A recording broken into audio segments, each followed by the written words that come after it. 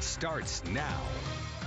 Good evening and thanks for joining us for your news at 6. Election day quickly approaching.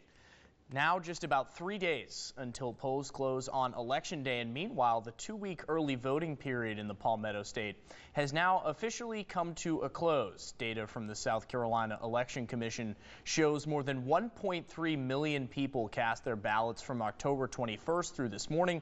That does not include today's totals. Sam Shapiro's live on this story for us. Sam, you spoke to voters at the early voting location on USC's campus. What did they tell you today?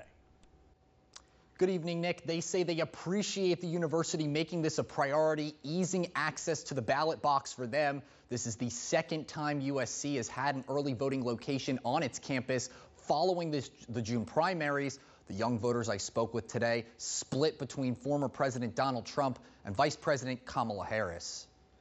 We just think it's really important for our generation to vote.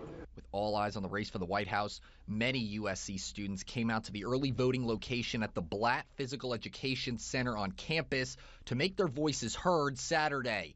It was a steady flow of voters all Saturday afternoon. As of around 3 p.m., officials say around 1,000 people had come out to cast their ballots on campus. Many students I spoke with were happy to see their peers getting involved in making change. I'm just super happy to see the younger generation passionate about politics. This is the future of our country.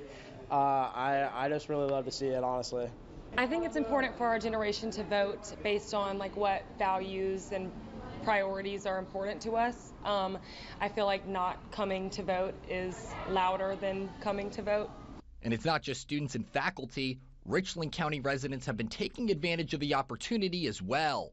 USC alum Douglas Giovanetti says having a polling location on campus would have made it much easier for him to vote when he was a student.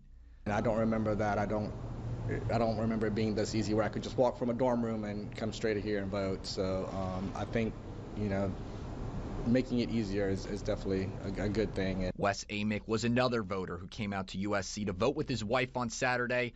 Like Giovanetti, he also believes having the resources on campus is a huge asset for the entire community.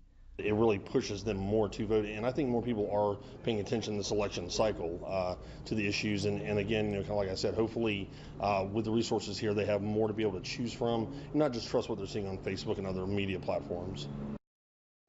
Among the top issues I heard from USC students that drove them to the polls, the economy and abortion rights. And if you didn't have time to vote during the early voting period, you still can do so on Election Day, of course. Polls will be open from 7 a.m. till 7 p.m. Live in the studio, Sam Shapiro, WIS News 10. Sam, thank you. And according to the South Carolina Election Commission, a record 134,642 voters cast their ballots on Friday. That was the most for any day of early voting. Turning now to